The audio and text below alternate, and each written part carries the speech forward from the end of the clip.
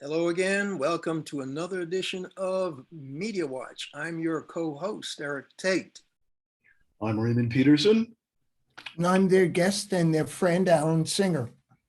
Dr. Alan Singer is again with us as we're continuing our look back and look ahead at what 2021 and may happen in 2022 has to offer. And because we're taping the day before the January 6th insurrection attempt anniversary, the show is being brought to you by the good graces of EVT Educational Productions, Zoom, and Manhattan Neighborhood Network. And this will air the following Monday, whatever date that is, 5 days from today. So that'd be, I guess, January 10th, something like that. But it's on a Monday at 5:30. What we're seeing across the board is looks at the coming anniversary of the January 6th insurrection coup attempt.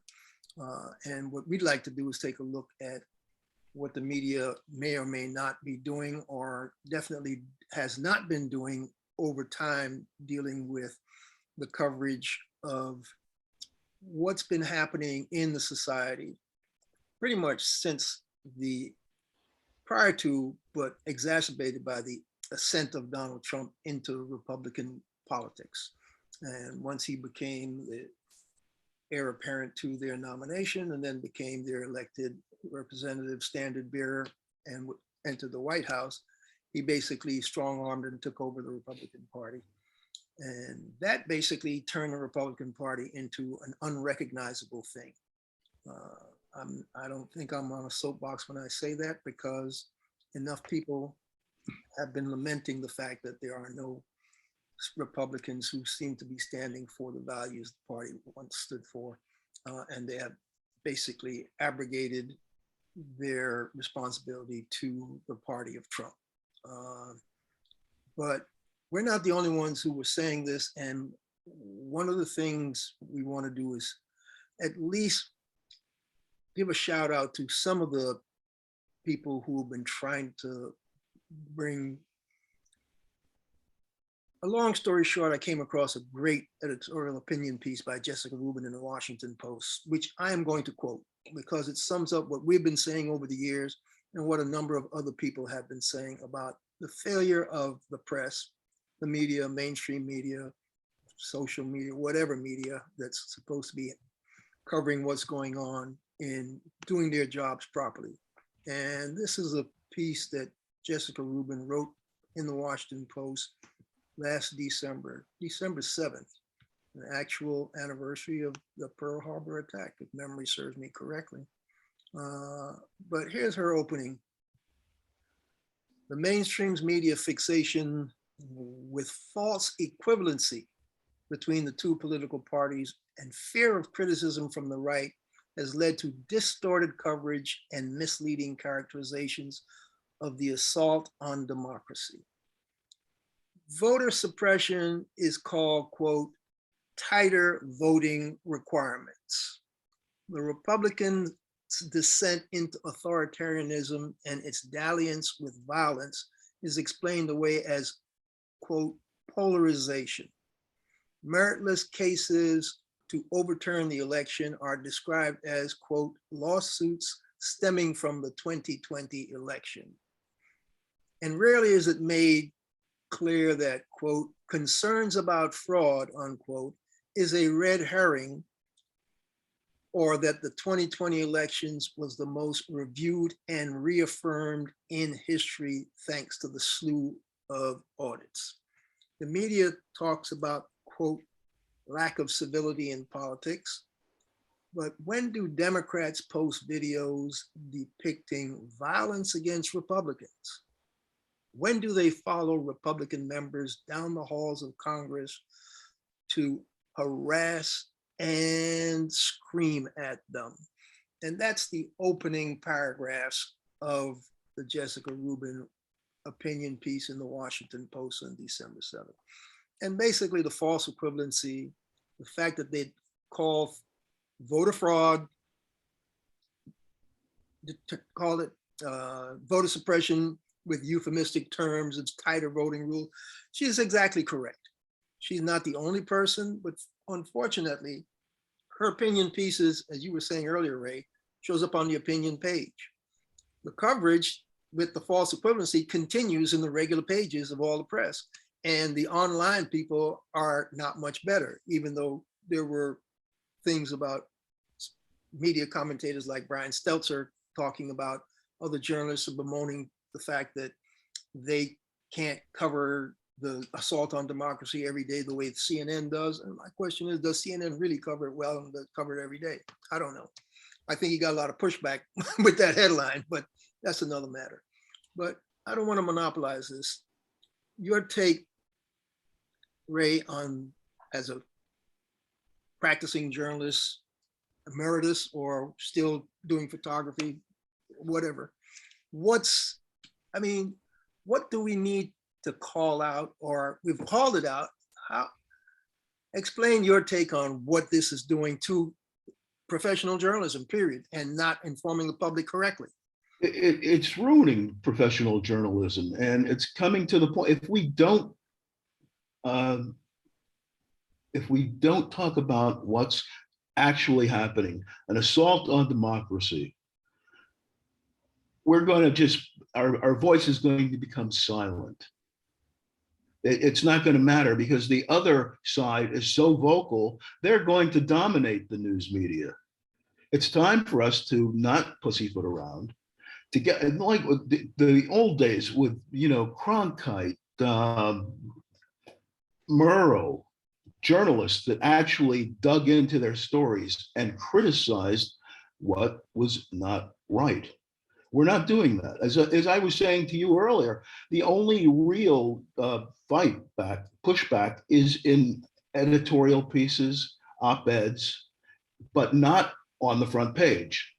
The front page just says this happened, that happened, this happened, etc. Oh, that's too bad. But as you say, it's an attack. It's an outright attack on democracy.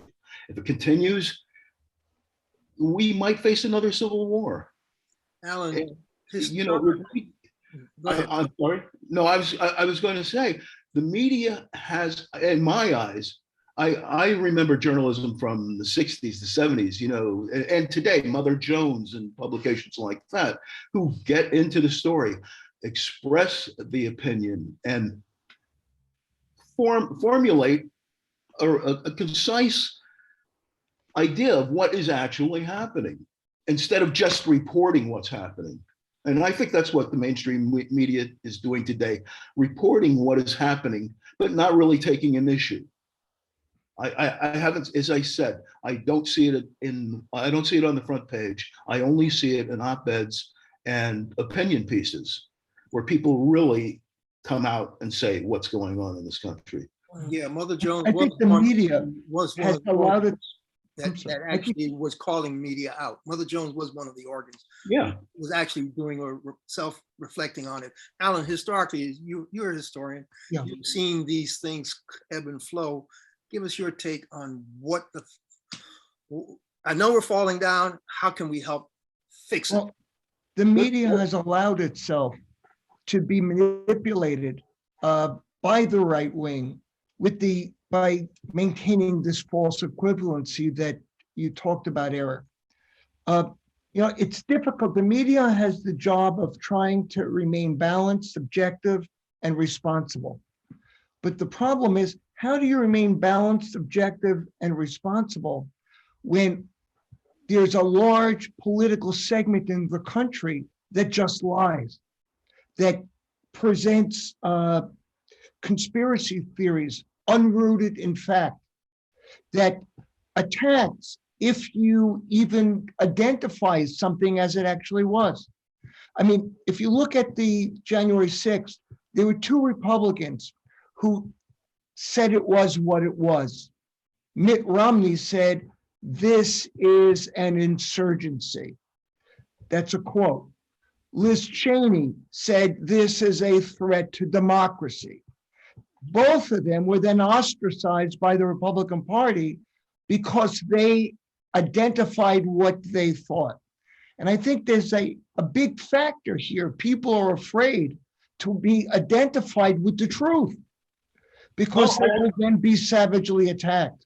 I hear that. I very seldom see the word coup attempt in reference to the January 6th riots. I've seen it, but rarely. Now, part of what's happening is what happened in Nazi Germany in the 1930s, and that's one of the reasons it's so scary. The Nazi strategy was actually called the Big Lie.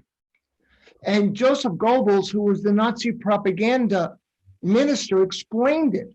And he said, quote, if you tell a lie big enough and keep repeating it, people will eventually come to believe it.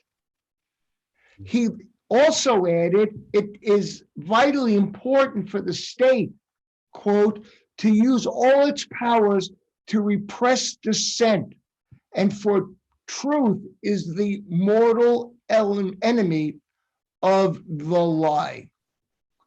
Truth, quote, is the greatest enemy of the state.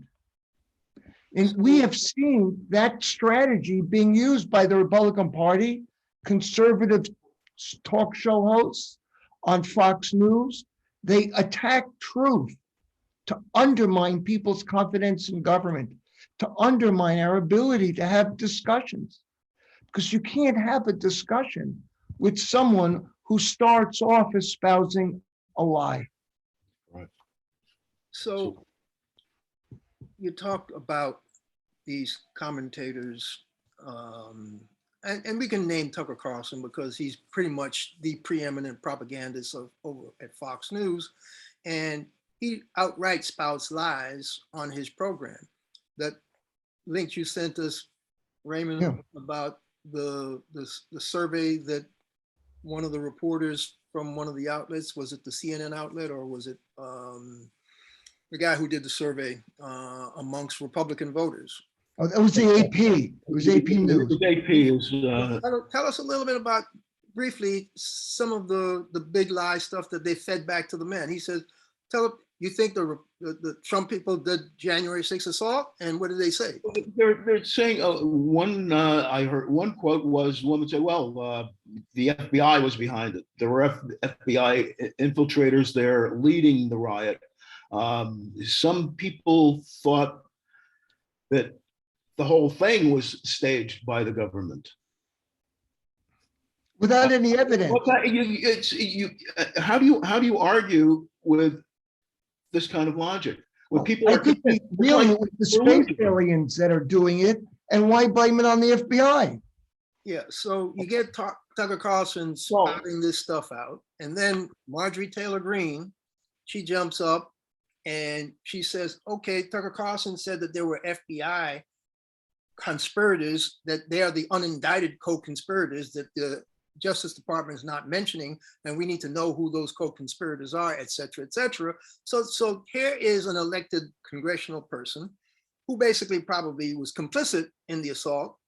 No proof yet, but between her and Jim Jordan and Madison Cawthorn, or who's the guy from Mississippi with the fist bump in the Senate, and Ted Cruz and all those co-conspirators who refused to certify the election, if they are publicly saying to their constituents, yeah, Joe Biden didn't win the election because if they vote not to certify it, they're telling their constituents Joe Biden didn't win, they are propagating the big lie.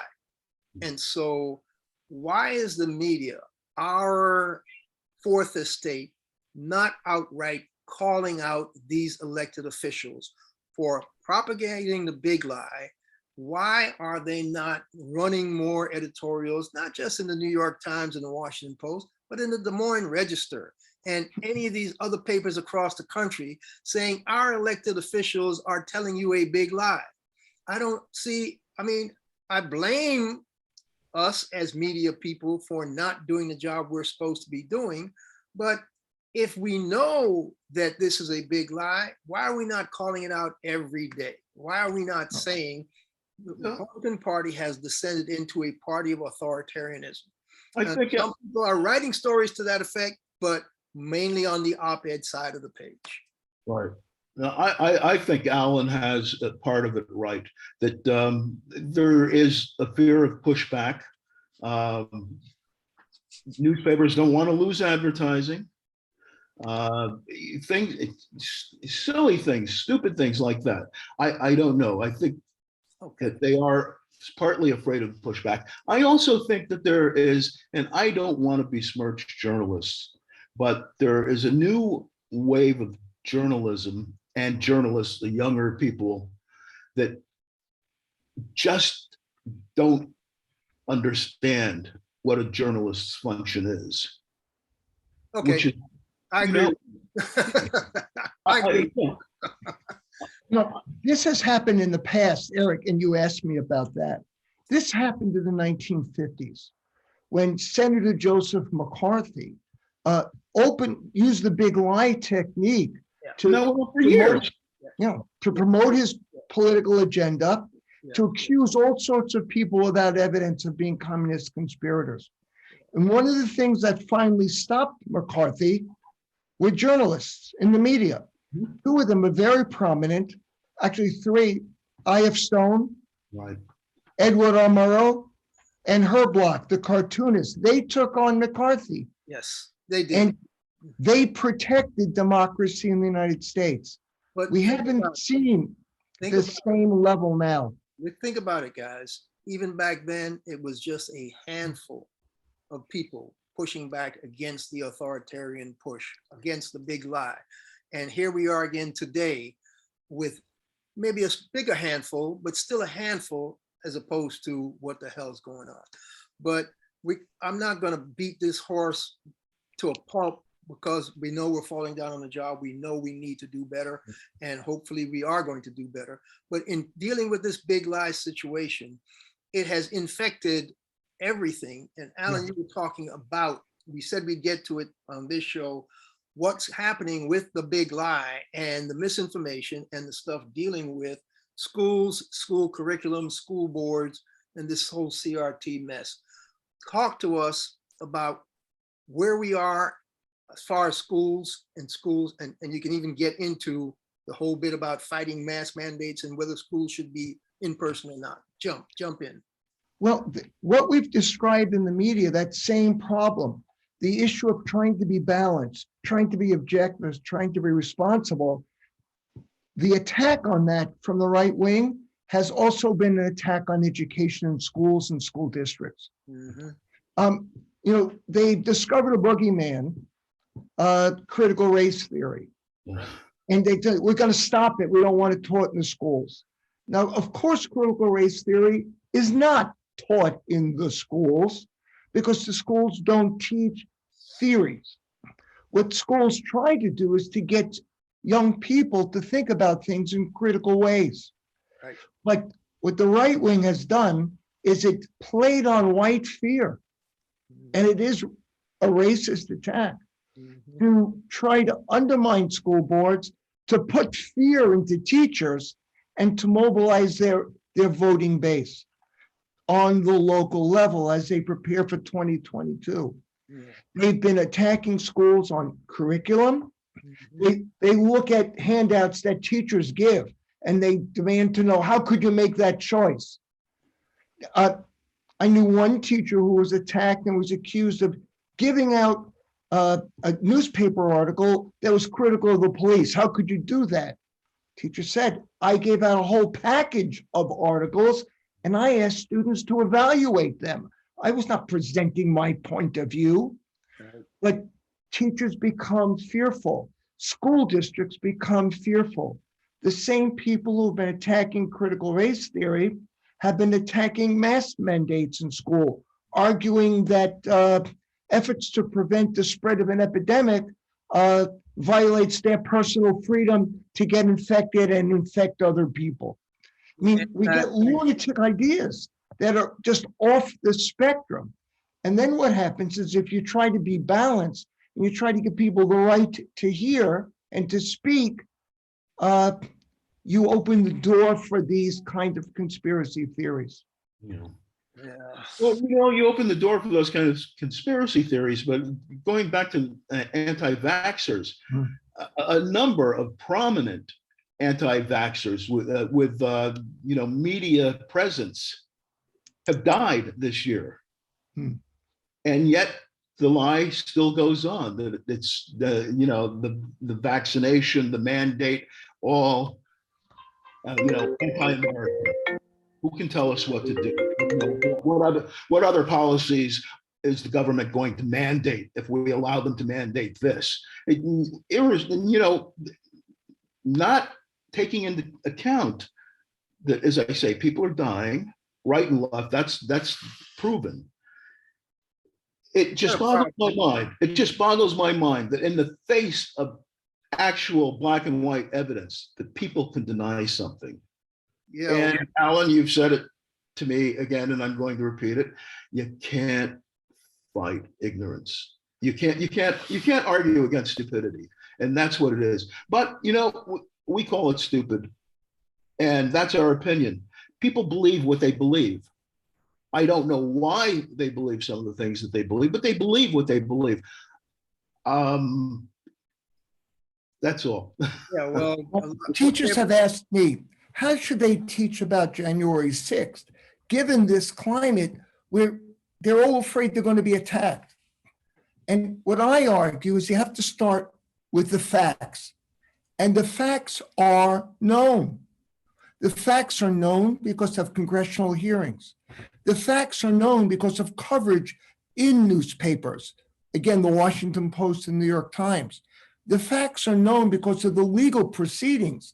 Over 700 people were arrested for a series of crimes.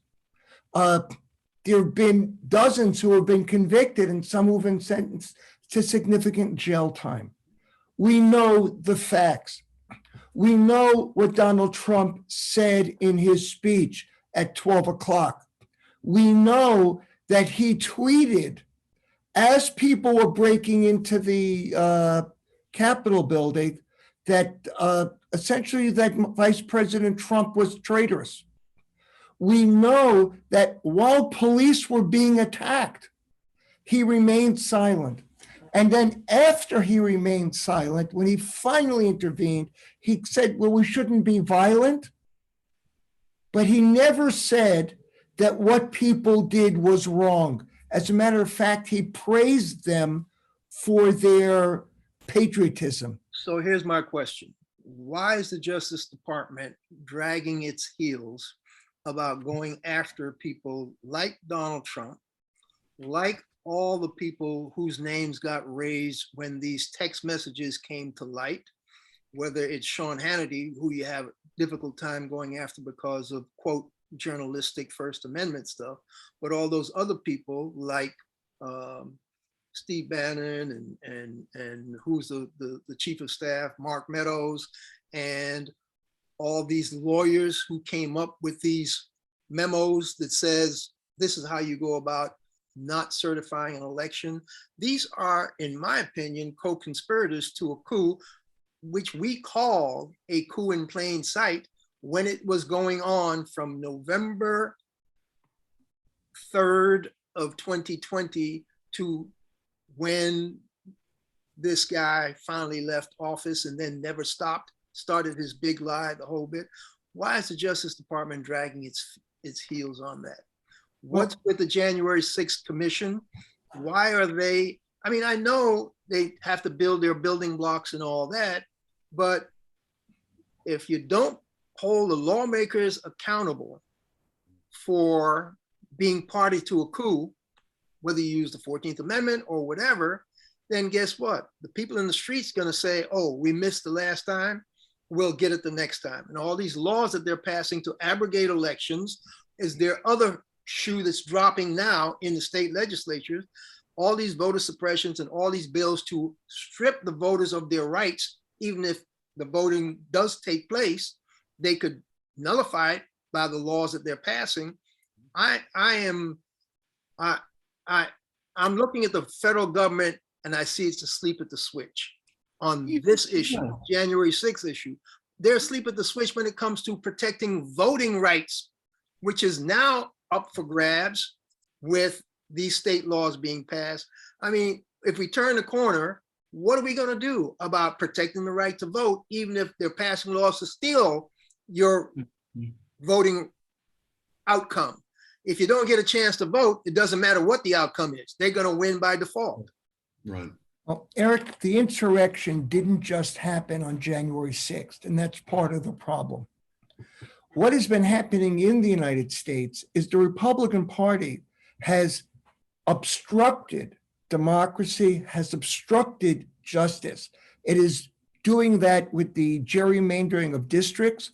One of the things that the Republican strategy in response to January 6th is to obstruct, to slow down the legal and the legislative process, with the idea that because of the reworking of congressional districts by state legislatures that they control, they will be able to retake the House of Representatives in 2022. And that will allow them to silence the investigation. Yeah. And then if they can stall even longer, they can retake the White House in 2024, and the Justice Department will disappear as a factor. Yeah. So And they are trying to block everything, and it is working. Yeah, it is working. Alan, don't we still have sedition laws on the books? Yes, but these are very difficult to prove. yeah, the sedition, you can actually do the obstruction of justice prosecution faster than you can do the sedition. And that's why I'm sorry he's dragging his feet on that. We got about a minute. And so to pick up on what you're saying about the obstruction, the voting, John Lewis voting rights, right to vote law and all that stuff is the one that Chuck Schumer says he's going to try to carve out for the filibuster. I'm not holding out much hope for Chuck Schumer getting anything through this Senate that he doesn't really control, because Joe Manchin and Kirsten Sinema aren't voting with the Democrats. And so I'm going to say we need to take a look at what can the Democrats do to try to, one, protect the voting rights to help protect the democracy. And with that, we're about out of time. We got about 19, 20 seconds left. I just have one last thing. Going back to the January 6 Republicans' comments, there was one elderly woman who said, "I don't believe it because Republicans wouldn't do that." That's it. This has been Media Watch, folks. I'm Eric Tait. I'm Raymond Peterson. And I'm Alan Singer. Thank you for having me. Catch you the next time, folks.